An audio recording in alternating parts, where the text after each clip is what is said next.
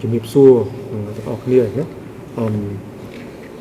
មកពីចម្ងាយហើយនឹងសមាជិកសមាជិកាបដិនាំរបស់អញ្ញារដ្ឋអប្សរាថ្ងៃនេះយើងមានកិត្តិយសដោយបានលោកស្រីបណ្ឌិតដែលមកពីប្រទេសហុងគ្រីឈ្មោះគាត់លើនោះណាហ្នឹងហើយបាបាឡាសាវ៉ាលោកស្រីជា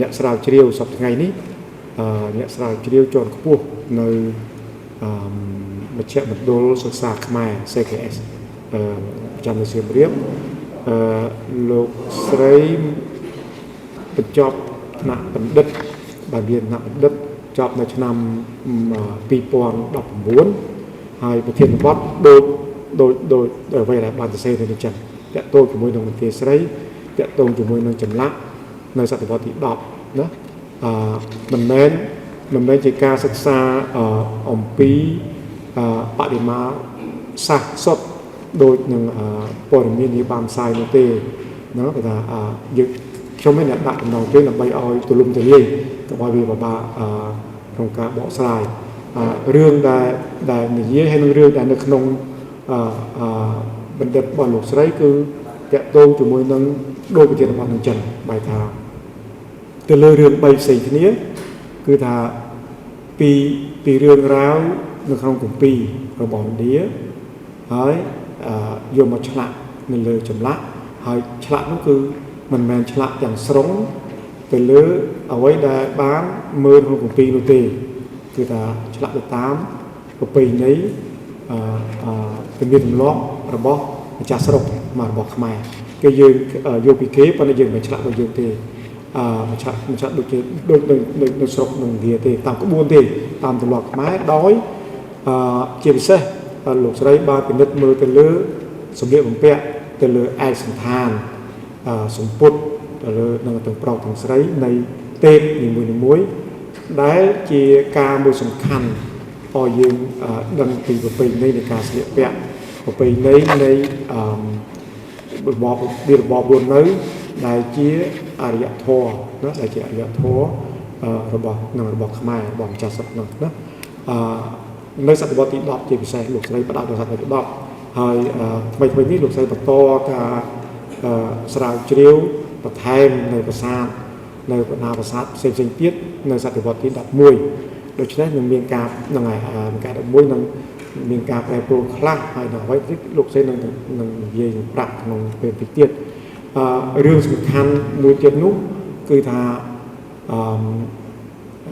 ឯកសណ្ឋានសម្ពុតសម្លៀកបំពាក់ដែលបង្ហាញនៅលើជញ្ជាំងប្រាសាទជា1000ឆ្នាំនេះគឺនៅមានទឹកតាងផតាងដែលនៅបន្តប្រើប្រាស់បន្តស្លៀកពាក់មកដល់ទល់សពថ្ងៃជារឿងមួយដែលជាយើងពិចារណាយ៉ាងសំខាន់ទៅលើប្រពៃណីដែលប្រពៃណីនៃអរិយធម៌អង្គរមិនទាន់បាត់បង់ដែលនៅមានដល់សពថ្ងៃប្រៀបដូចជាមរតកវប្បធម៌រស់ដែលសពថ្ងៃដែលយើងអាចមើលរំលងហើយយើងអាចនឹងឃើញនឹងភាពឆាតឆាយនៃវប្បធម៌បង្កើតថ្មីនៃប្រទេសជិតខាងហើយយើងត្រេកត្រអាលរំជើបរំជួលចម្លងតាមគេទាំងស្រុងជាពិសេសគឺអ្នកដែលតុបតែងខ្លួនមកមើលប្រាសាទអង្គរវត្តរាល់ថ្ងៃនេះ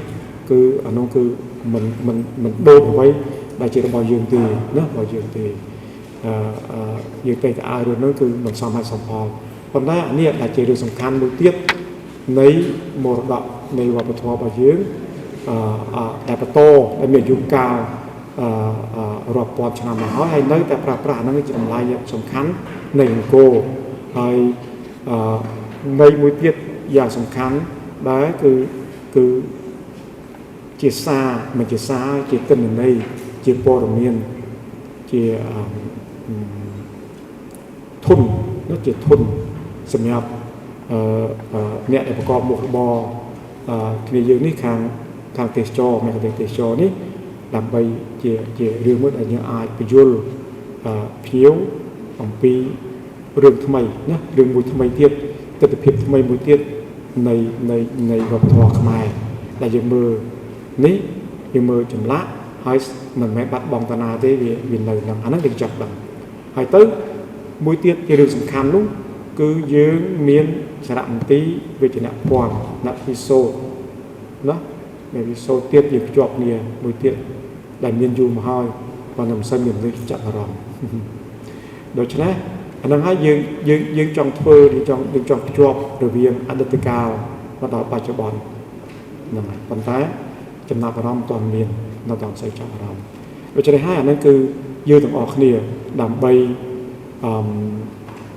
nhẹ xiêm riệp làm bay sẽ cảm thấy tiết cho sẽ thực cách bỏ dương ní từ một tiết vào sạc cùng vào dương một tiết từตัวการจับรำทำไมcũng oi ta đằng từ vùng tốt đằng từ vùng thông ấy một ngày nhé cáiเป็นนักวิญญาณไอ้เสกพอเนาะเสกพอหายโดยกรณีสับไงยืนชมหนึ่งเรื่องราวจะได้คือถ้าการเทียบแปลตัวก็ได้โดยจะได้ให้ยืมมันอาจใบมองเลยประสาทจวบเราประกาศได้แต่จับดับโดนะจับดับโดติดใบโดเธอกลมอ้อยหนึ่งไงพิวได้มอสับยืนเนี่ยเมียนดีละกะอันจัดขนาดจัดเดือดสายยืนขึ้นไงไงตามภาษาในมือในมือเน้นเราต่างระบายกาบอกซวงบอกโยธานเตสจอเนาะเนี่ยดีละชื่อสำหรับวอลมุกเนาะในภาษาที่มันเตะมวยหรือปีปนนั้นเวียนแมนเตะปนนั้นจะยืมมือโกจับอารมณ์ยืนออกเนี่ยเบอร์ซันเจียกรมพลปัตตกอกระทรวงมันจัดแจ้งยืนหรือปราบทางอากาศเดยืนมันอาจคอมเปเรียการเทียบเจ๊ไอเดส่วนกันกระด้ให้เปเรียไทยระเสือโดยจะเปลี่ยนตัดปีอย่างทมกระด้พ้องเปลี่ยนตัดหมดเรือกระด้พ้องให้เหมือนมองจากมือกระใบตัดเทียบใบมองนะใบหยวกเนี่ยกระด้หยวกเนี่ยก็จะได้ให้กล่าวนั้นไตรกระกูนะถึงไตรวิจารณ์มากระกูได้โดวิจารณ์hiện ai đô cào tỷ ní ai đô từ từ họ chẳng thì họ muối thế ai sạm tỷ sổ đó phòng nó miền sườn chẹt sạ miền ấy tới ai ở xoay dùn nó dưa chỉ là chân này đi ai ruộtเนี่ยai bán khơi những ruột nào nó đẹp trẻ nó đẹp trẻ anh phải cả chùm cái này hai nóประเทศอยู่กับทานเตสจอยเป็นนิสระอนุประเทศนั้นนิสระคือมีการยังจะโตเรียบใส่เนี่ยบ้างมีตลอดมาบัดนั้นวิ่งมาลูกใส่วิ่งบ่าลูกใส่เมียนอนุบันดัดใบเนาะอนุบันดัดใบเสียงนี้haiเจ็บแซ่ใบนั้นของใบนั้นปีคือเยี่ยปีศิลปะญี่ปุ่นนะลูกใส่เจ็บซาญี่ปุ่นได้นะhaiมวยเทียบคือเรื่องในสระมันตีกล่าวเป็นนั้นลูกใส่เทอการสระมันตีจะได้คือเรื่องทางสระมันตีเรื่องกันเรื่องปฏิมาสักเรื่องภาษาให้นำมาเป็นการเซ็งในตามองค์เพียบจุดเจ็บเส้นหลุดไรบางเพื่อการจะแล้วจะมวยนางคางกรมจุดปนนักกรมจุดปนแต่มาจุดภาษาขมายยักษ์ต่างตามที่ตามมาชนะการสมบูรณ์มาต่อเนี่ยในหลุดไรบัดบอกปุ่มไอกษาจะแล้วไอกษาอะไรของน้องนั่นคือเรื่องแต่ตัวมวยจุดปนมันต้นเรื่องปฏิมาสักอย่างไอ้ละหายเจ็บเส้นคือเรื่องสมบูรณ์เรื่องเรื่องการสิเปะนะโบราณเป็นแจ้งเราเป็นนักมือนะเป็นนักมือเป็นเกตมือโดยเฉพาะให้มันแม้นการบัดมันหานี่คือมันแม้นประหลาดสมบูรณ์ต้องมันแม้นตามเพลงมนุษย์ธรรมดาคือตามเพลงตามสายเพลงในเนี่ยสาวเจียวให้เนี่ยสาวเจียวนั้นคือมันแม้นจริงมาตัดในประวัติศิลปะที่เราใช้เพื่อการเชี่ยเนี่ยเรียกตามสระมันตีนะในสระมันตีในรอบพ้องในสระมันตีในกิเมพ้องบางครั้งเอาในสระมันตีเจ็บเส้นในสระมันตีข้างโซ่บ่อนเดียพ้องโดยเฉพาะตามเพลงตามจำแนกดำเซนนี้นั่นคือเพียบลำเอียงตรงกับเราปอดอย่างนี้คือติดนะติดไอ้ตัวโยบานมันจะเป็นเคยให้ยืนแก่ทาเองนะ ដូច្នេះកុំឲ្យវែងឆ្ងាយខ្ញុំសូមជូន flow នេះទៅលោកស្រីហើយយើងមានពេលវេលាទៅតាមជាក់ស្ដែងតាមពេលវេលាព្រោះយើងអាចមានដល់ម៉ោង11ប៉ុន្តែតាមជាក់ស្ដែងលោកស្រីគាត់លោកមានកំណត់កំហែងប៉ុណ្ណាមានប៉ុណ្ណានឹងបង្ហាញហើយក្រៅពីនេះយើងមាននឹងអាហារសម្រន់នោះនៅក្រៅតែពេលក្រោយចប់ឬក៏ពេលជែកណាជែកគ្នាសំណួរអីបាទគឺសូមអបសាទរជូនលោកស្រីបបលាស្ដាយThe floor. I'm sorry, but my Khmer language knowledge is not enough to speak in Khmer, so you have to listen to me in English. Good morning, everyone, and first of all, I would like to thank you for this really nice introduction of myself, and I would like to express my sincere gratitude to the Apsara National Authority for inviting me to speak today. I am really thankful to Apsara National Authority and especially Mr. Sotira for the continuous support I got during my research, which started more than a decade ago in Bante Israel. And I really deeply appreciate the opportunity that finally I can present my results here and I can share my work with you. I got a really nice introduction, so I don't really have to speak about myself, just maybe one more detail. Besides my degrees and my museum jobs, from the college times, I was working as a tour guide. And later on, I organized and led cultural tours, first in Europe and then in Southeast Asia, especially in my beloved Cambodia. So I am really happy that I can share my results to colleagues who are working on the field on a daily basis and who, like myself, keep it in mind all the time that the guests are coming here to Cambodia to learn something about Angkor, of course, to enjoy their holiday. But our common goal, I'm sure, with you, to let the guests going home from here with some knowledge about Cambodia, which might even change a little bit their philosophy of life, and they understand more than just to visit cultural heritage or World Heritage sites. Our goal is to add a little bit more to this story. So thank you again for this opportunity, and I hope that my findings will help you to interpret Bante Israel even more in the future. I know that all of you probably know a lot about Bante Israel, but maybe I can add a little more to that. Push this. Yes, just a little picture of Bante Israel. So. In 2013, I got the opportunity to come here to Siem and spend almost 6 months researching Bante Israel. And this lecture, yes? Oh, sorry.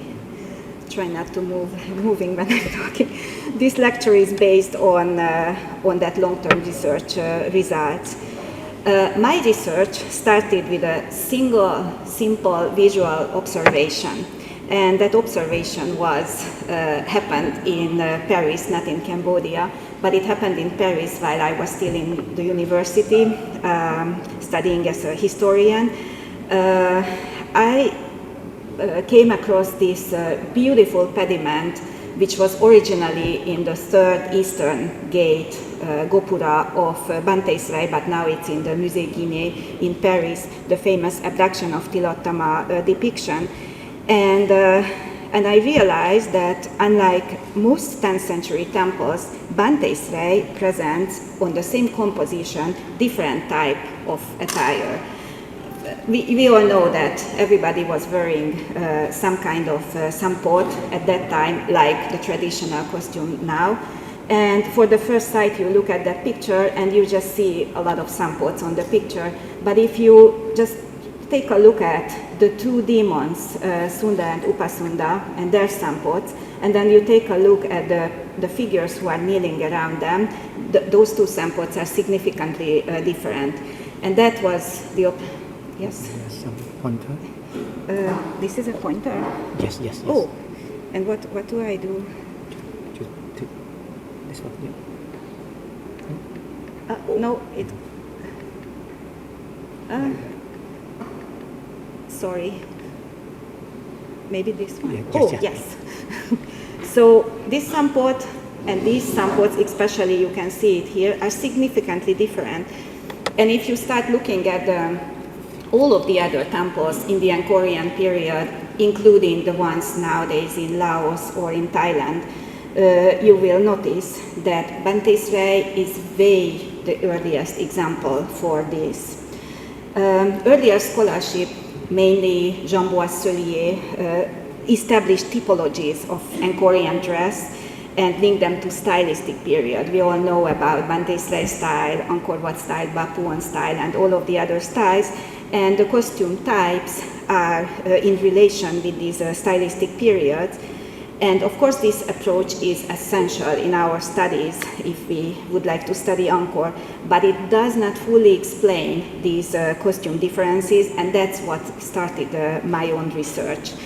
I observed directly the bas-reliefs at Bante Srai, and then I tried to confirm Jean Boisselier's categories, which he established in his famous book, La statuaire khmer et son évolution in 1955.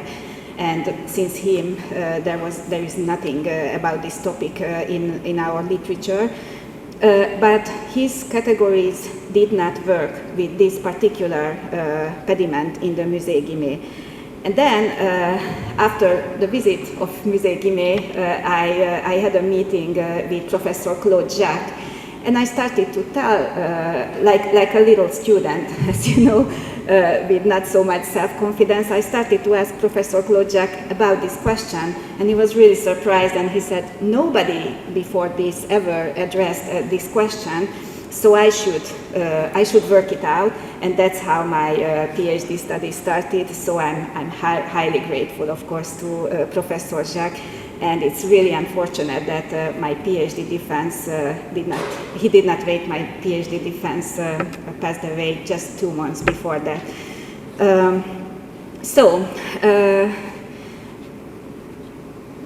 I started to concentrate strictly in my research to Bante Srai, and I tried to get away from this system in our head, which includes the Bante Srai style, and try to look the costume and approach to this from a really different perspective. So, and that's what I suggest to you also, to shift this perspective. The costume is not a passive decorational object. Was not a passive decorational object, and it is not now. The costume is always an active visual language. If you just think about now, what you wear today, you know what you should put on today. Even those, and you are mainly men, and men is famous about not really care about what they wear. I'm sure you were not thinking about it as much as I did before I came this morning, but still, you exactly know what not to wear for this occasion and what to wear this occasion. And then if you go to a ceremony, you exactly know what to wear according to your social rank, to your exact position in your family, to your social rank or position in the real life, the occasion itself. And of course there is one more thing which is the most important for the most important part of our research or our approach to costumes, the trend. The trend really influences our costume, and it was the same everywhere in the world where people could afford choosing what they were. Of course, I'm not speaking of everybody, but those social rank who can choose what they were, they knew exactly what they wanted to wear, plus there was a constant influence of the changing trend. And I believe that we can catch that changing trend time to time on the Angkorian reliefs, and if we can, and if we can prove it, then we can once more bring back these temples to life and not just consider them as simple decorational imprint of the past. So that's my approach, and that's what I would like to share with you. But first of all, the research questions, because those were important, of course, in my, I put the two names on it. My central research questions were, as I mentioned already, why multiple sampot types are depicted on the walls of Banteisrai, and especially why they are depicted in the same exact narrative episode or narrative depiction. Why do figures of clearly different social rank sometimes wear similar attire, while figures of the same mythological character or identity appear in different costumes in different stories? And the main result would be, and is not just would be, that sometimes costumes can help us identify characters which doesn't have the attributes. Maybe they were not even depicted them, or they lost their attributes because of the damage or incompletement of the reliefs. To answer to these questions, I created a detailed catalogue in Banteisrai. It consists more than 500 carved figures. So all of the carved figures in situ in Banteisrai. Also, I included all of them which are in different museum collections, including the Metropolitan Museum, or of course the museums here in Cambodia and France. And I classified them by gender, garment type, hairstyle, headdress, jewelry, and belt. And then I compared all of this data with reliefs and sculptures from the Kokker period, also Prerup, East Mebon, Niemrup, the little temple behind the North Kliang, and some other early 11th century monuments. And the whole catalogue is itself kind of a unique approach, because according to my knowledge, nobody before me made this kind of catalogue. But the catalogue, of course, by itself it only gives us data. So analyzing the catalogue was the biggest result, and also the more enjoyable part. Of course, I cannot share with you all of the details and results at this time during this lecture, but I try to show you the most interesting and exciting examples. But I'm more than happy to share, if you are interested, I'm more than happy to share later more details. I really researched all of the characters in Banteisrai, so I'm quite familiar with them. I named them. Sometimes I was talking with them, and I'm really happy to share whatever I know. Just a quick review, because you all know a lot about Banteisrai. We know that thanks to that particular stone inscription, that it was founded in 967 in Ishvarapura, which was not a royal capital, but it was probably a regional center. We also know that it was not established by a king, but by a Brahman, Yajnavaraha. And this fact alone distinguishes it from most of the Angkorian temples, and may partially explain the intellectual and experimental character of Banteisrai. Also, we all know that the extraordinary refinement of its carvings implies either the presence of a high-skilled local workshop or the temporary relocation of master sculptures. Some of my colleagues research that aspect, which is a very important aspect. Who actually carved Banteisrai, which was far enough from the capital that a daily move from the capital, this almost 20 kilometers, was not possible. Thanks to the inscription, we know a little bit about Yajnavaraha. We know that he was the guru of Jayavarman V. We also know his family members. We know that they were all very knowledgeable, but that's all we know. We don't know what kind of books they read, what version of the Hindu epics they knew and they used. And most importantly, we are sure that they used the Hindu iconographical rule books, and the architectural rule books, the manasaras, but we have no idea which version they used, which would be essential to know, not only in the case of Bante Srai, but of course in the case of every Angkorian temple.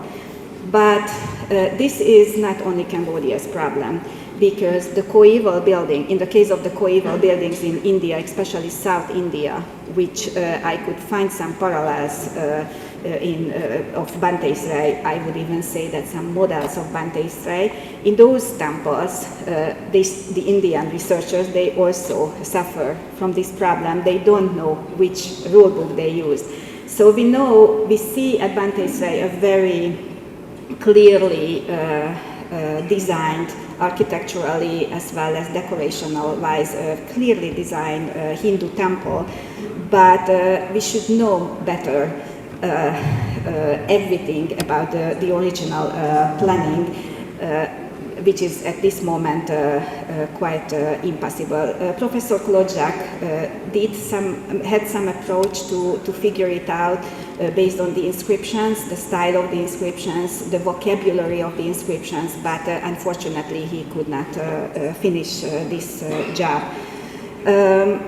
Of course, I just mentioned it to you because it's interesting to talk about it sometimes to the guests also, if they are very interested, that tiny little minor question that how did they read these texts, the Hindu rule books or the epics, which language they used, what part of the society was able to understand these texts, and the workers, the sculptors, the artists, did they just understand these stories through the interpretation of the Brahmins, or there was a level above, they could read Sanskrit and they could read these stories. We don't know anything, of course, about it, but it's all beyond my research, of course. So let's go back to my observations and my research. As I mentioned, you were already, I discovered different types of attire in Bante Srai, and I would like to, before I show you some case studies, I would like to introduce these types really briefly to you. I discovered 3 different types of male sampots all in the reliefs of Bante Srai.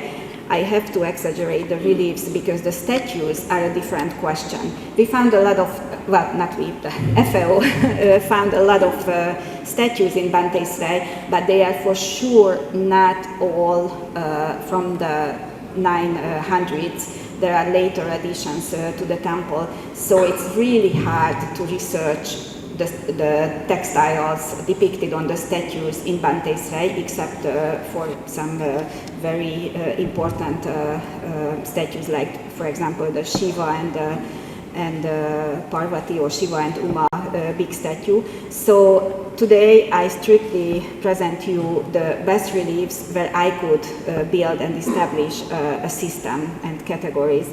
The first sampot you can see on the top of this picture, but I have a more detailed photo about it. This is what I call type 1 male sampot. It is often referred in the literature as the traditional sampot. You all seen it many times, walking in Bante Srai or even in any other Angkorian temple. It is made from fully plated textiles, and it has a broad semicircular fold at the front above the belt, and the belt sometimes it's not even visible, especially if the figure is kneeling or sitting. A twisted strap passes between the legs, and it's tucked at the back, forming a bow. This type, worn by approximately 60% of the male figures in Bante Srai, and dominates the major pediments and lintels.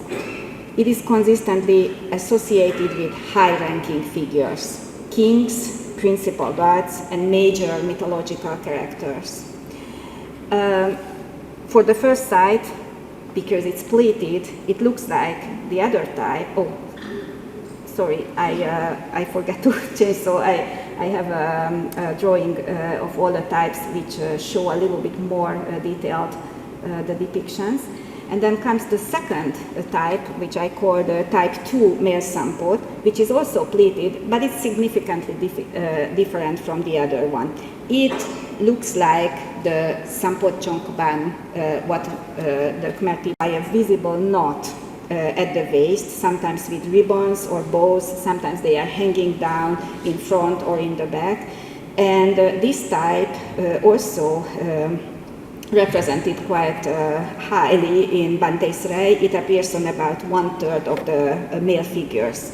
And this type is unique to Bante Srai. If you move some decades and you check Bapuan, what we call Bapuan style costume, you can recall this type of sampot, which is a very important detail. Why it appeared in Bante Srai, then it disappeared, and then it appeared again in Bapuan. Is it because of the workshop was moving? Is it because the trend was changing, or are there any other explanations for that? I have some, but I'm not sure about them. In Bante Srai, it is strictly worn by warriors, youthful gods, and certain demons. Its distribution suggests that it signifies a narrative role and not a fixed rank. Sometimes you can see Krishna wearing it, as you will see in my case study, and sometimes you can see simple soldiers, kind of soldiers, warriors, wearing this. Krishna, as his mythological rank, shouldn't wear this. Krishna should wear the type 1 sampot, but I try to explain to you later why it's not the case in Bante Srai. The third type is what you also really, it's also really well known, because this is the typical Bante Srai picture in every guidebook and everywhere, and we see it on the main sanctuary a lot. This is significantly different, as you can see. It's not pleated. It is closely fitted to the hip. It looks like a thin material comparing to the others. And it only appears on the Dwarapalas, on the main sanctuary tower, and guardian figures on top of the sanctuary towers. So it's restricted, and this use suggests a specific iconographic function. Or it may indicate that this form of dress belonged to the everyday attire at the time of the temple's construction, and was therefore used to depict figures of lower rank. And this is a very important question, because if you think about the word's art, usually of course I'm more familiar with the European art but a little bit familiar also with Chinese or Japanese art. Most of the time, the highly ranked royal characters in paintings or depictions, or the gods, are depicted in a traditional costume. It doesn't change as fast as the everyday people's depiction. And this is not only concerning the art, this is our real life. If you think about it, how often the formal attire change in our modern world?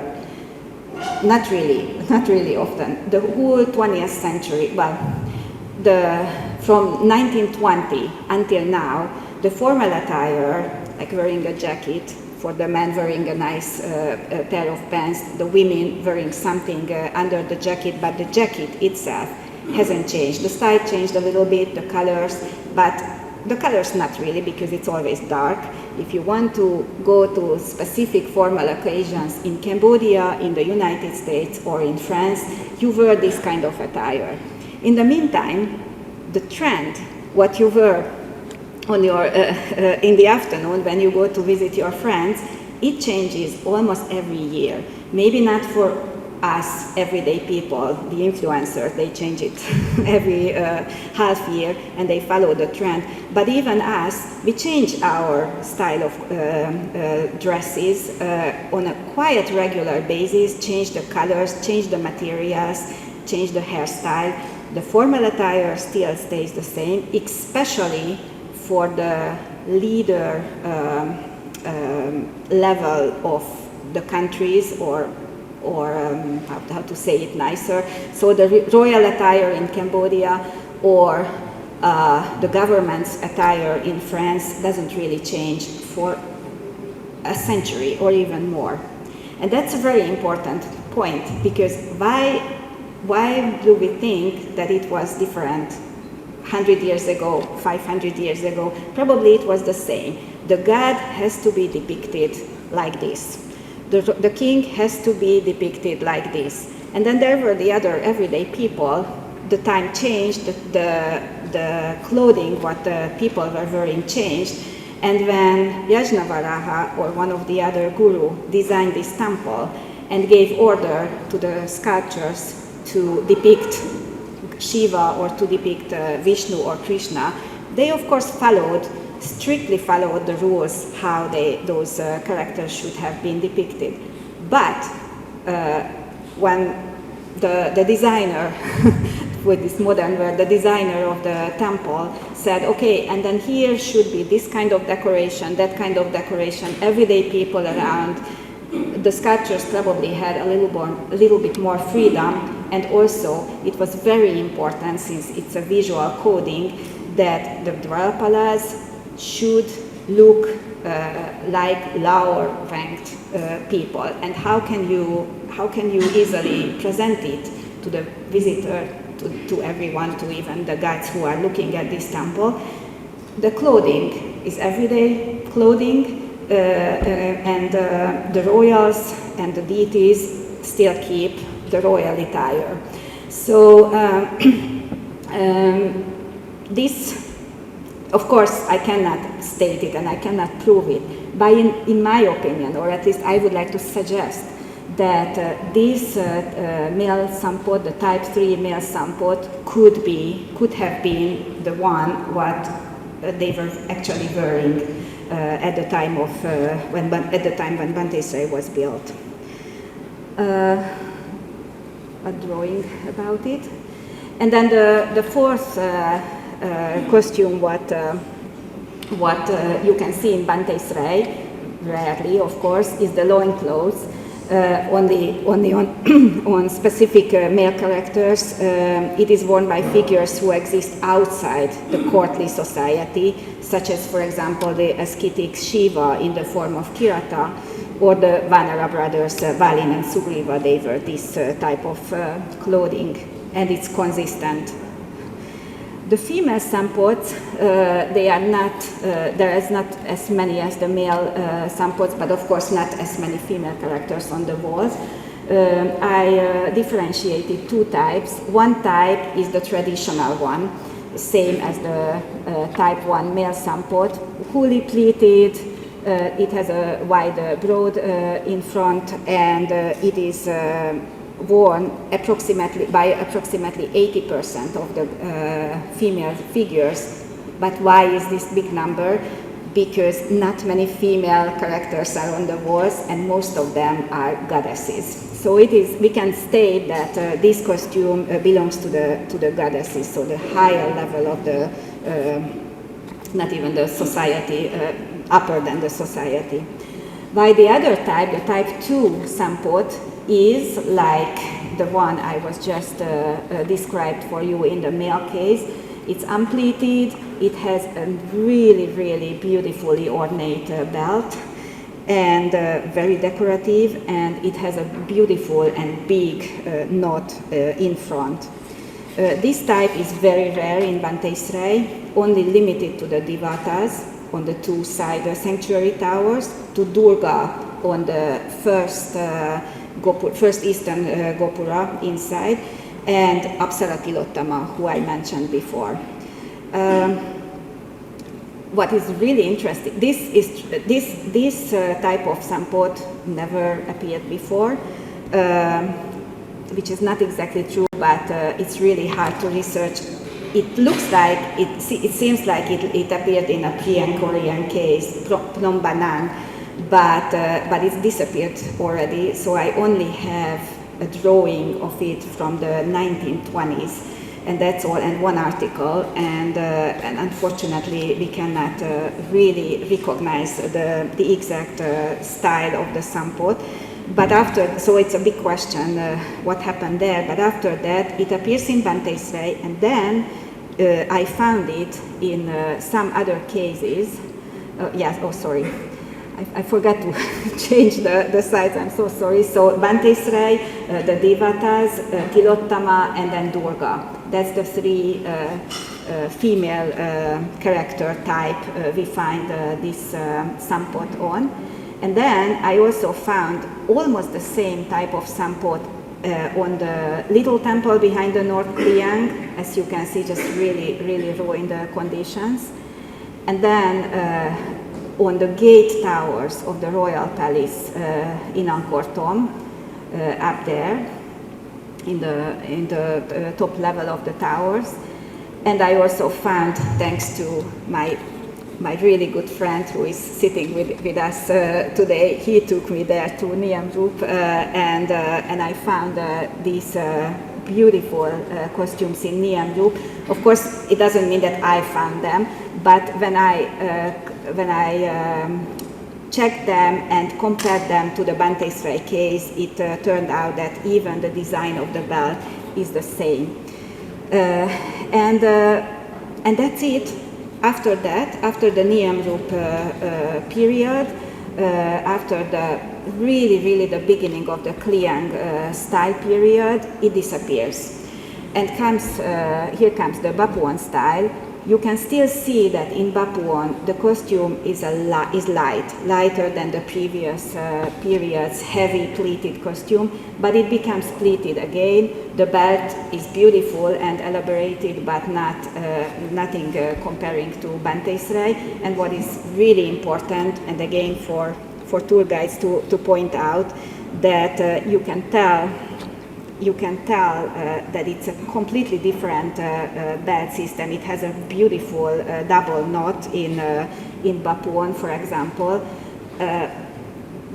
Completely a different style of dressing, and if you think about, and you all know how difficult to put on these sampots and fold them and then secure them on the hip.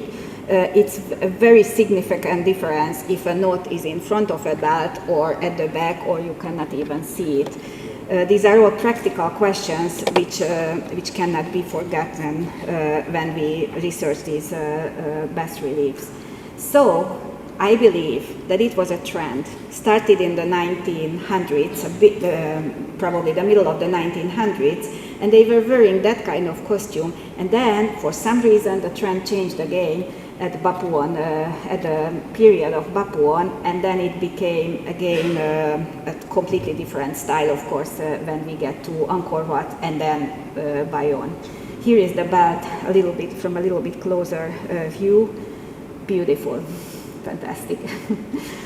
I jump to the hairstyles and hairdresses, which are also very significant in Bante Sray. Just really a quick review.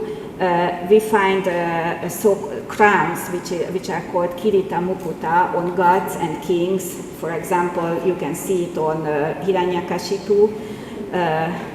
And then the other crown is the Karanda Mukuta, what you can see, for example, on Indra or the Dikpalas. A tiered, very significant mukuta. You all know it because then this style existed before Bante Sray, and then of course after it, its peak season is the Angkor Wat style. But there are some other hairstyles which actually I'm focusing on now, because now I'm researching Bapuan, and this is my focus point, Krishna and his different type of hairstyle. And I'm about to get to the point when I can prove that the different life episodes of Krishna are depicted, are signed with his hairstyle and his earrings and necklaces.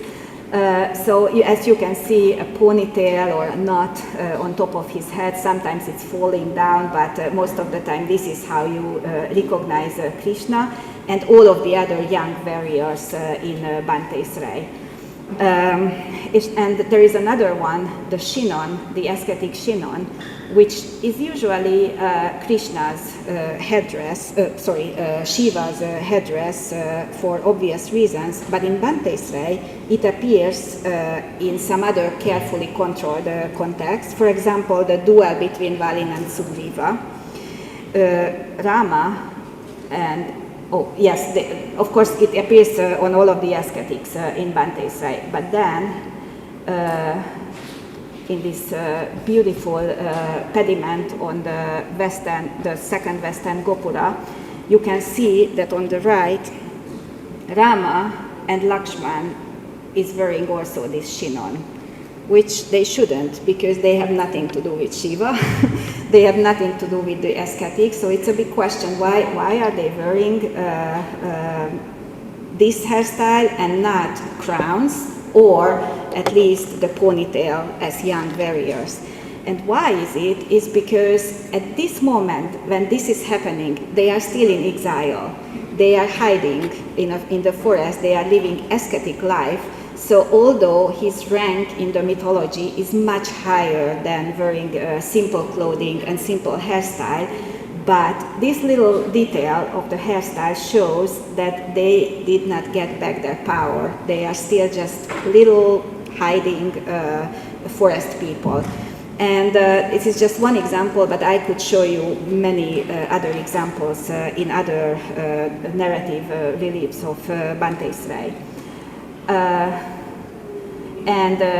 Just to jump out a little bit of my topic, I would like to point this detail of this same death pediment for you, because not only because this is my favorite pediment of, I think in the whole Angkorian art, this pediment is the most beautiful one. So I'm a little bit in love with it, but I would like to point out this detail, and especially this detail for you, which you can easily point out for your guests as well, because it's very visible. So in this particular detail, on Sugriva's head, the sculptor carved the ribbon securing the headdress at the back of the head.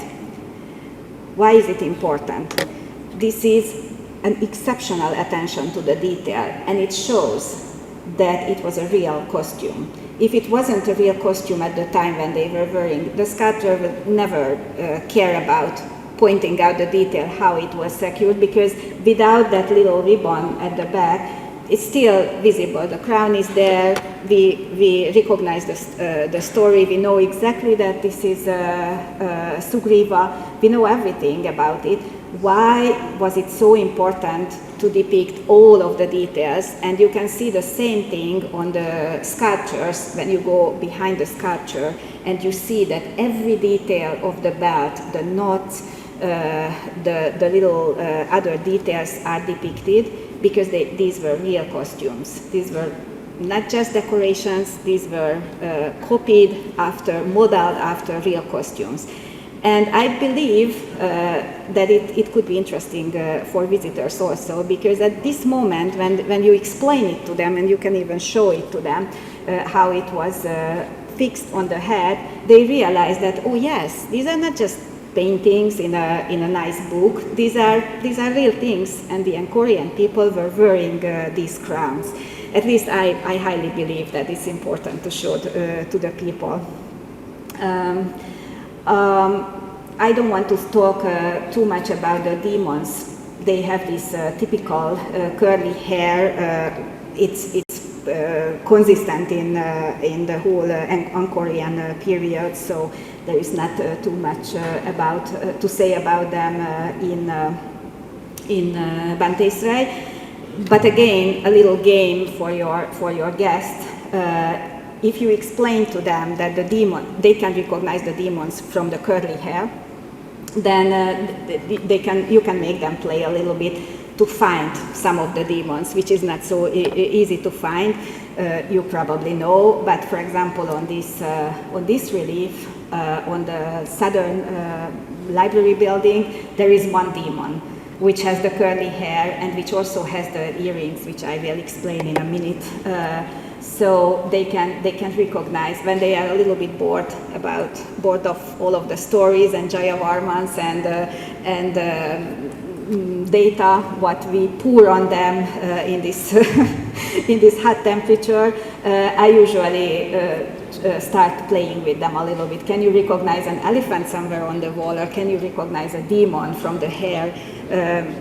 I think it just makes it again a little bit more not only funny but real for the visitors.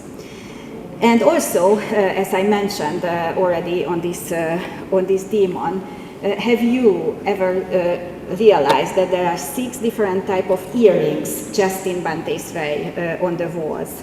According to my knowledge, maybe there are even more. There are the lotus bud earrings, which we all know because they are everywhere in the Angkorian period, and the majority of the figures are wearing it, especially the high-ranked characters and the deities, and even the previous and the following period. And we can exactly reconstruct these earrings thanks to some archaeological findings, which this is one of them, which recently repatriated, as you all know, and now finally we can admire it in the Phnom Penh, in the National Museum in Phnom Penh. And it's besides the fact how fantastic this finding is and how bad the story of it, the previous story of it, it's exceptional because we can see how this earring exactly was attached to the ear, and it was so heavy that it pulled down the earlobe. And you can easily explain it to your guest, again, speaking about something which is just a tiny detail, but it makes them realize that, oh yes, wearing long earrings is not something what we can just forget about. And also, we can tell them that the statues were also wearing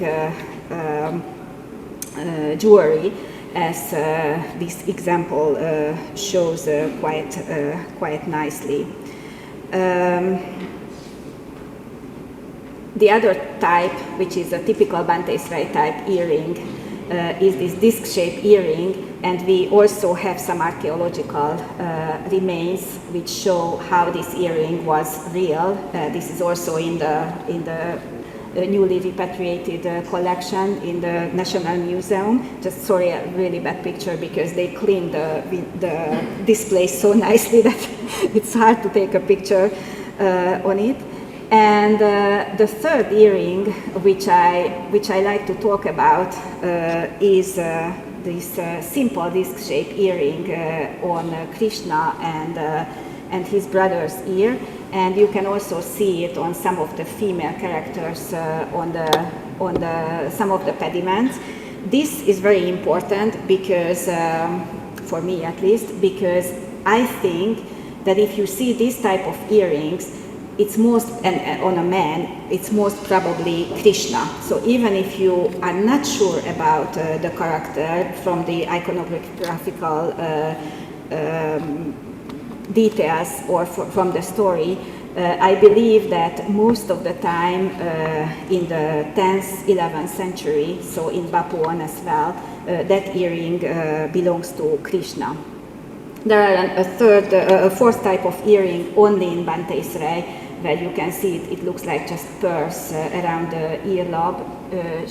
It's really not easy to recognize on my picture now, but for example, she's wearing that earring. And that character is interesting because she is wearing an earring which is strictly connected to the demons. I will get back to here, but this is a typical earring for the demons from Prakko to the Leper King Terrace. So in the whole classic Angkorian period, the demons are depicted with this type of earring. You can see it also on the oh, sorry, it's something is not perfect, but but you can still, it's broken, but you can still see the Dikpala's ears. But if you check any of the depictions, really from the Leper King Terrace back to Lolei, the demons are wearing this earring. So it's a big question, partially my question about earrings. Who is this character in Kamsa's court, who is a woman who is wearing a traditional woman's sampot, but she's wearing, obviously she's wearing a demonic earring. I still didn't find the explanation for that. This is a very important detail again, what you can use when you read the bas reliefs, the narrative reliefs, for example in Bakong. If you are strong enough to climb up to Bakong, I know not every guide likes to climb up to Bakong, but if you do it and you take the effort and read it together with your clients or with your guests, it's really fascinating how many times you can recognize demon female characters on Bakong thanks to this earring. Like if you check all of the depictions in Bakong where Hanuman is giving Rama's ring to Sita, behind Sita there are two sleeping demon guard females, and they always wear this type of earring. So even if the relief is really damaged, which happens a lot in the case of, for example, Bakong or other temples, if you see these female characters, you immediately start to look for some other characteristic, and you will find Hanuman and Sita eventually if they remained. So it helps, the jewelry helps to identify people, characters. And one more, the sixth earring, what I would like to show you, and then I promise I go to some more interesting storytelling part of my lecture. These little dancer figures, which are really hard to recognize, especially now that you cannot walk really close to the sanctuary towers, but they are there above the niches, dancing figures, and two musicians next to them. And I use an FAO archive photo because it shows you better the earring than my own picture. This earring is a very special earring. I never seen it anywhere else but Bante Srai, sorry. And this earring, I believe, is the same as one Indian earring, which is excavated in southern India now in the Metropolitan Museum of Art. But this earring was made in the 3rd century BC. But the shape of this earring is exactly the same as the shape of the earring on the Bante Srai depictions. This earring's name is Ratna Kundala in India, and there are several depictions in the Indian bas reliefs, especially connecting to Shiva, so in the Shiva temples, but I have no idea at this moment why is it in Bante Srai and why only those on those dancing figures, but it's consistently there. So everywhere, these figures are on the 3 sanctuary towers above the niches, and if you have a good camera, you can still recognize these earrings. But I would love if someone had some other examples in other Angkorian temples, and you would share it with me. This is a fascinating question, and I would really love if somebody would help me with that.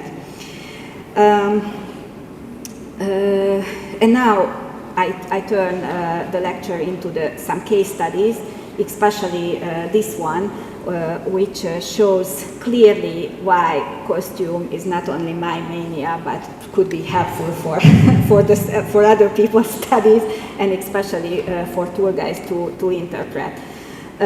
You know this story. It's the Northern Library building, the western pediment of the Northern Library building, and it depicts the moment when Krishna is finally killing his uncle Kamsa, who previously attempted to murder Krishna several ways, and finally during this archery contest what Krishna, by the way, wins. Krishna jumps up to the throne and grabs Kamsa, his uncle, by the hair and beats him to death. Very nice story, but very, very good to share with the visitors. This relief is very important for the costumes, but it's also very important because I'm sure you also know, but I just mentioned to review, Bante's Ray against Chanuka and the other warrior who they kill. And then for the third time, Krishna again appears in the same composition, killing Kamsa. According to nowadays knowledge, there is no evidence of anywhere evidence of this narrative composition before Bante's Ray. And after Bante's Ray, again, we have to wait several decades. You don't find it in the Kliang period. You don't find it even on other Bante's Ray style temples. So the next temple in time, in the chronology, who has this type of narrative reliefs is Bakong. Between the two, according at least to my knowledge, there is no example for that, and before Bante's Ray, of course, no example for that. The other really good example is the duel between Valin and Sugriva, where the two monkeys are fighting. Rama and Lakshmana, I already showed you with the Shinans, they are on the picture on the right side, if we are facing to the picture. But in the meantime, Valin is dying on the left of the pediment, so the character is depicted in two times in the same exact composition. That makes Bante's Ray really exceptional and really, really hard to understand why here and why at that time this change happened in the Angkorian art. So returning back to this bas relief, let's check their costumes. You can see in the middle of this composition Krishna. We already know his hairstyle, we already know his earrings, and we see that he's wearing the type 2 male sampot. And here is his uncle, the king, of course, obviously wearing the male 1 type sampot. And it's hard to see, but you have to believe me that he's wearing the lotus shape earrings, which is also a royal attire. He doesn't wear a crown, he should, but probably it's because of this moment. Probably he was wearing a crown, but Krishna already knocked it off, and he's about to kill him. So that 2 attire is completely fits completely to my structure, or my structure. But if you look at the same composition and look at these 2 characters, we know that one of the warrior who is standing on the chariot is Krishna. At the other side of the pediment, the other one is Balarama. But we don't know which is which. We didn't know until now. But this character bothered me, because if you look at carefully his sampot, he's wearing a royal sampot as a charioteer, which he shouldn't. And also you can see that he's wearing a crown, which is also absolutely not correct for his function as a charioteer. So, and then I checked the other, oh yes, I just showed that he's wearing exactly the same as the king. And I'm sorry, I go back to the previous picture, and you can see that this character is exactly the same as this one, so we cannot possibly differentiate which one is Krishna and which one is Balarama. But this very damaged charioteer, he is wearing the simple sampot. We unfortunately don't know what was his hair, but I'm pretty sure that he was not wearing a crown. So this made me think, and I went back and read all of the possible Harivamsha stories, which were possibly known or could have been known at the time of Bante's Ray. And there is a little partial story about Akrura, who was also the uncle of Krishna. He was sent to find Krishna by the evil Kamsa, but instead he found the two brothers hiding in the village, but instead of killing them, he warned them about Kamsa's evil plans, and he suggested to Krishna to participate to this contest in Kamsa's court. So I think that because the story itself only said that he led Krishna he showed the way for Krishna to get to the court of Kamsa. But I believe that this depiction shows him. He is the charioteer. That means that he is leading Krishna to the court, and that's why he is wearing the royal attire, because according to his rank, he was not a king, but he was the king's brother, so he was supposed to wear the royal attire. And I am not sure, again, about if this version of the Harivamsha was known in Angkor or not, but I checked some Indian sources, and at this time, so in the 1900s, that story was well known in India.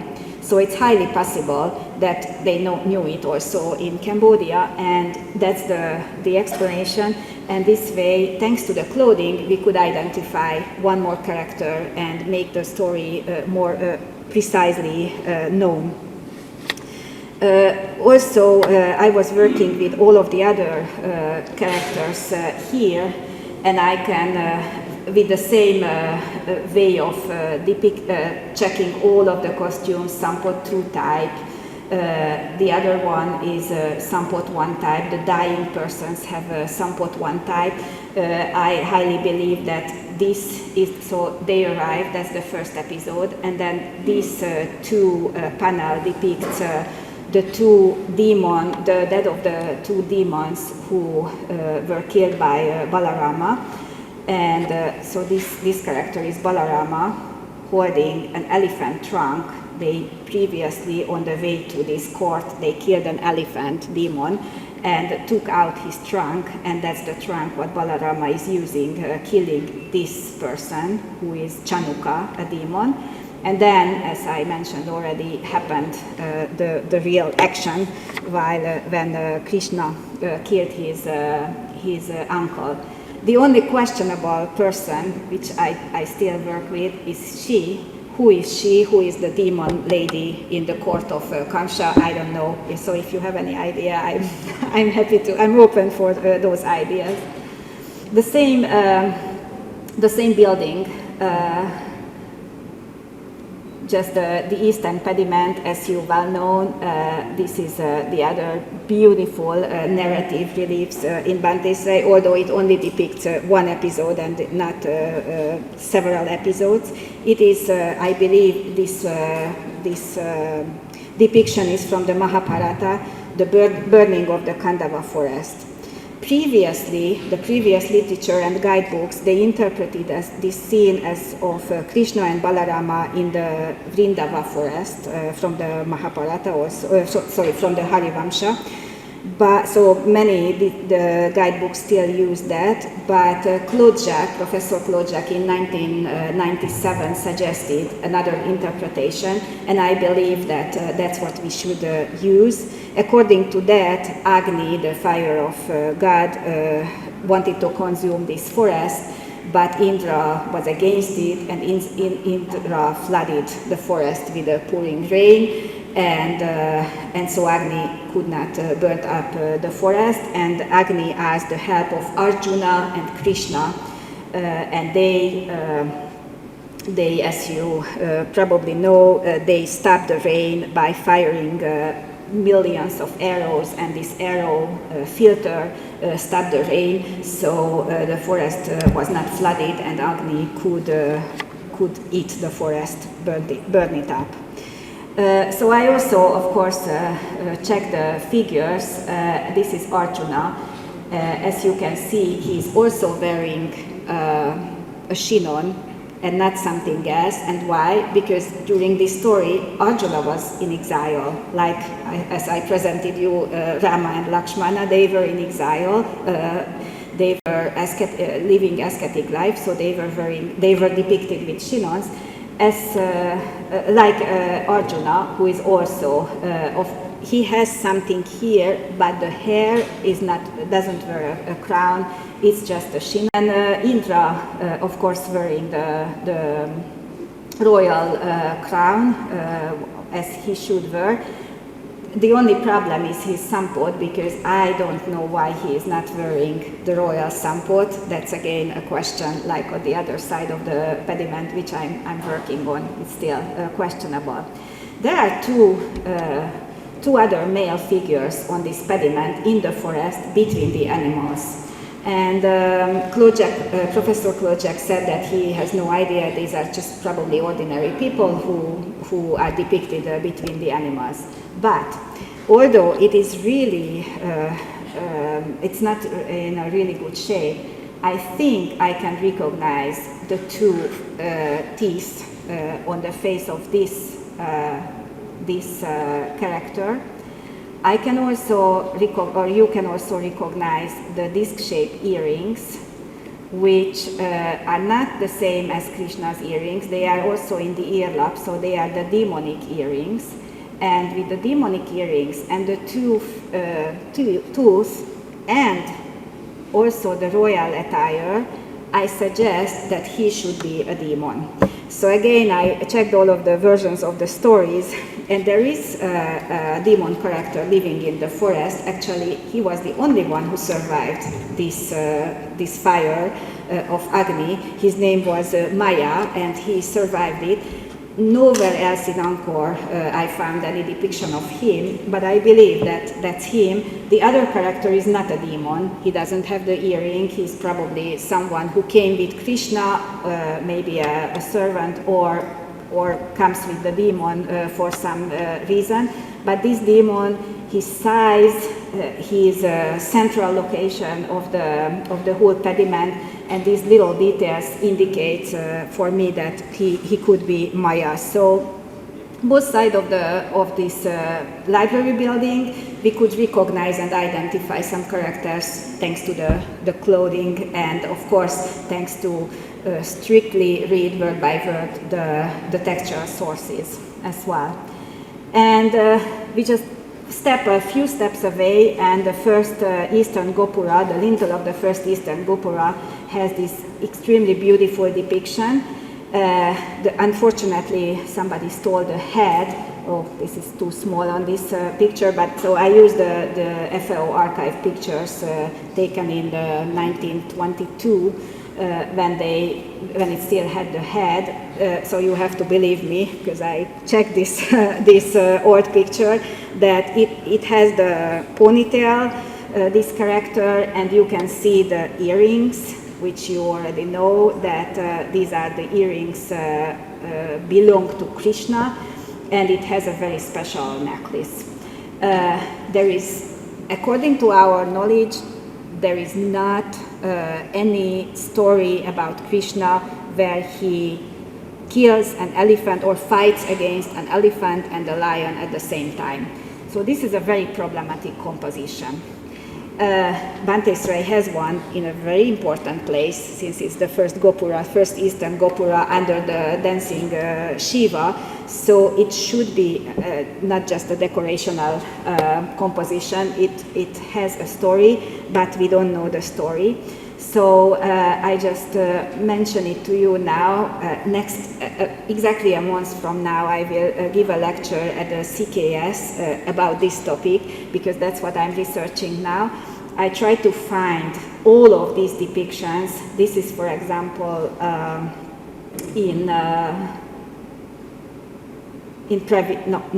sorry. This is in the Battambang Museum, so probably from Phnom Banan, where you can see a very damaged figure with a ponytail and fighting against an elephant and a lion. Or you can see an also very damaged, and now unfortunately even more damaged pediment in Previr, where if you look at it, this is the elephant and this is the lion, and he has a ponytail. Unfortunately, I cannot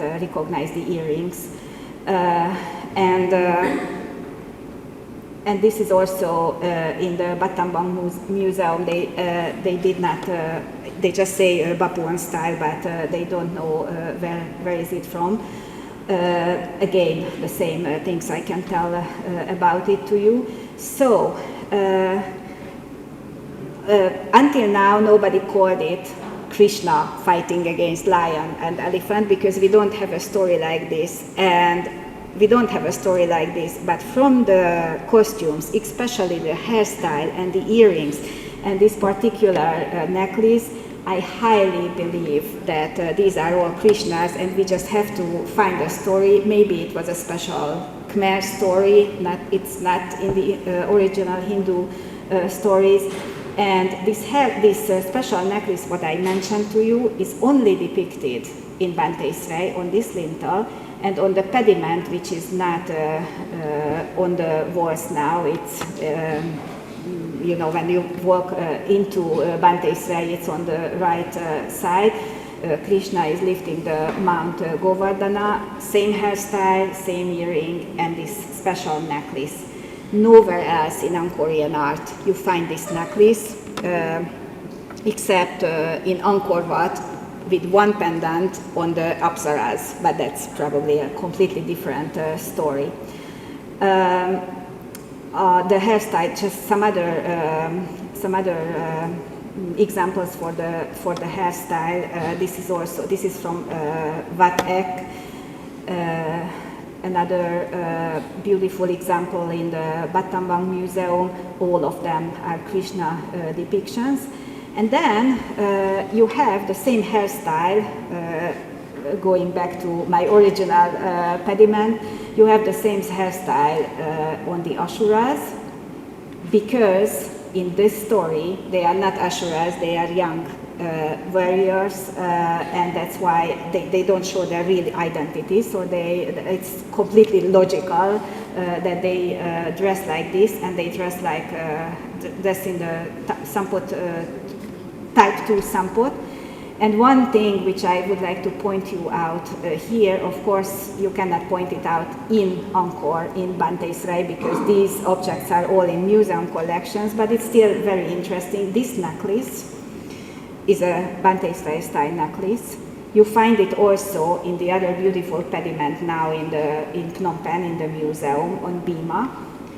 And then you find in the recently repatriated beautiful and exceptional statue of Skanda the same necklace. This is from Kokker. So in the Kokker and Bante Srai style, there was a special necklace, what you can recognize on statues. This was in the Metropolitan Museum from Bapuon, and now in the Bangkok National Museum. And all of it is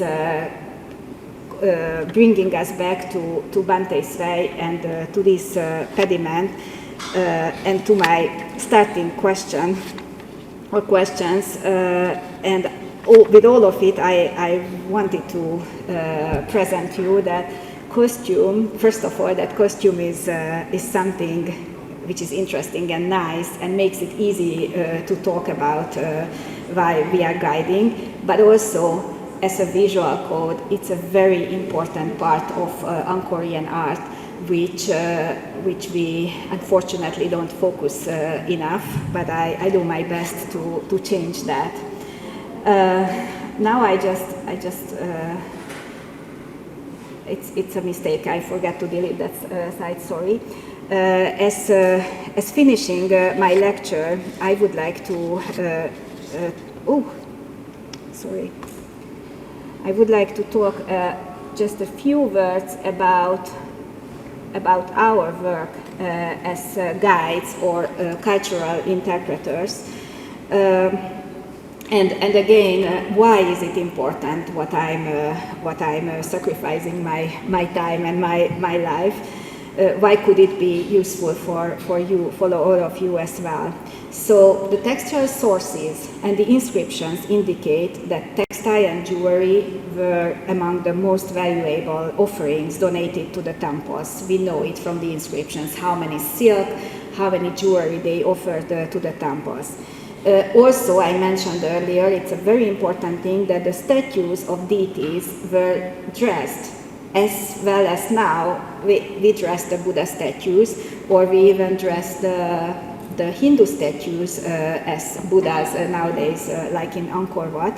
So the deities were dressed in real garments and real jewelry. The depicted garments were closely related to the real clothing worn by specific social groups on occasions, as I tried to present you previously. So observation of contemporary Khmer dress, especially the techniques, the wrapping, the folding, and securing the cloth or the headdress, provide essential insight into how these ancient garments functioned. This is a very important and very interesting approach for guides to interpret the carvings by explaining that the relief preserves knowledge about how the clothes work on the body. Guides can move beyond the abstract symbolism and help visitors imagine Angkor as a society of dressed, adorned, and living people. And Bante Srai, it's easy to do it in Bante Srai because it's so perfectly detailed. So one of the most powerful interpretive tools available to guides at Angkor is the connection between the carved stone and the living tradition. The garments represented in the bas-reliefs of Bante Srai are not imaginary creations, as I wanted to prove it to you. They reflect real textile practices, real wrapping techniques, as I said, and real aesthetic principles that continue to survive in Cambodia today. The traditional Khmer dress, particularly the different forms of sampot, remains visible in contemporary ceremonies, classical dance, weddings, rural life, and even everyday context, even if it's a modified form and influenced by trend. By drawing attention to these living continuities, guides can transform carved figures into recognizable, almost living human beings. And for example, when the visitors see a villager wearing a sampot chongban, a wedding guest dressed in pleated silk sampot, or a classical dancer, what most of our visitors see while they are visiting, at least when they are visiting Angkor Wat, we can point out the tiered crown what the dancer wears, and then point on the wall of Angkor Wat and show the connection between the two. Although we know scholarly that there is not always a continuous connection, it's not important. The importance is the practice and the partial tradition. The classical dancers also wear the lotus bud earrings, which makes their ear hurt. I'm pretty sure we can talk about that. And with all of these little comments, soon the 10th century carvings come close to the visitors and even come close to us, and it makes it easier to interpret them, I believe. And they become part of an unbroken vocabulary, a cultural vocabulary, even more like a code. So, for example, yes, I think I go one more. Almost every visitor in Angkor, except if they only spend here one day, they meet with these ladies, and the guide is always around them, and it's so easy for the guide to point out all of this, what I just mentioned to you. So we have a lot of tools to interpret all of this.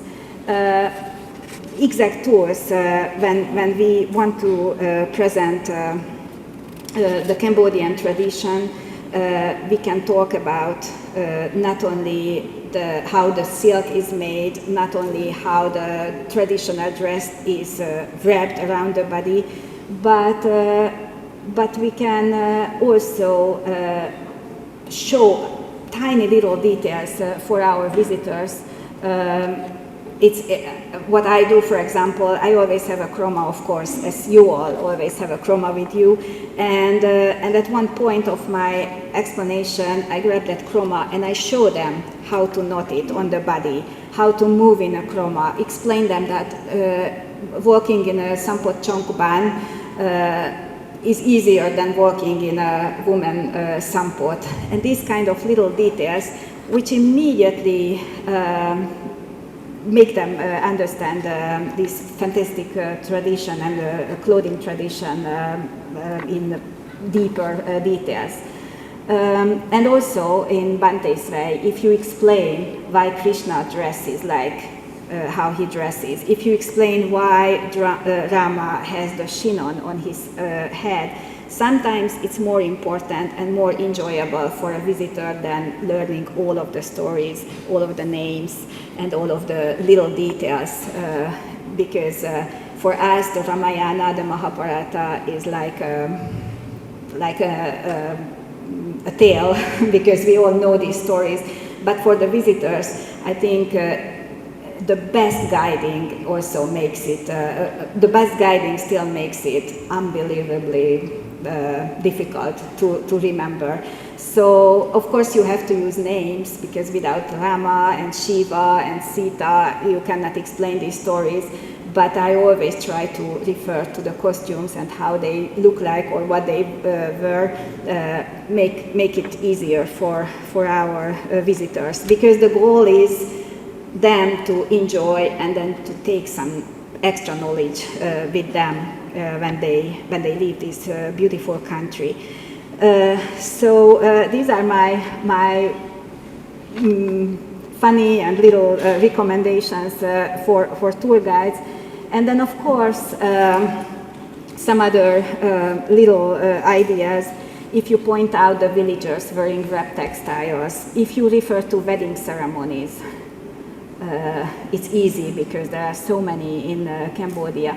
If you mention the royal ballet, the classical dance tradition, or when you recommend them to watch the Apsara show, you recommend them to watch it a little differently. You recommend them to check the costumes as well, not only the show, which is, of course, very important. And one more thing, which I cannot miss mentioning, take them to the Mekonganga Museum, which is a fascinating exhibition, a fantastic collection where the museum's tour guide himself or herself can explain the different techniques, the different contemporary textiles, as well as more and more they can show the different contemporary sampot styles, especially in the women's case, patterns, and visiting this museum before or after the monuments give a fantastic perspective and a much deeper insight for our visitors to understand Angkor, but not only Angkor, to understand that this tradition which started at Angkor is still existing. This is part of the Khmer national identity. It should be supported, should be still exaggerated on a daily basis, so the Khmer people feel it like part of their national identity, and try with all of this attempt. I try to explain it to you that. The Khmer people, most of the Khmer people and most of the visitors considered Angkor as a World Heritage Site, something fascinating from the past, which has not too many connections to the modern life. And this is completely wrong. And it's hard to change. Now the Khmer national identity is moving forward, building in Angkor Wat as a symbol. But a symbol doesn't mean that it's in the continuous tradition. It's a symbol from the past, again. So it's not only a World Heritage Site from the past, now it has another label, it's a symbol from the past. But it shouldn't be like that. It should be the Khmer people's, which means that should be part of their national identity. And I'm sure that it's a long process to build this up, especially considering the history of Cambodia and also the nation's different approach to a nation, to this experience as a nation. but it should be eventually connected.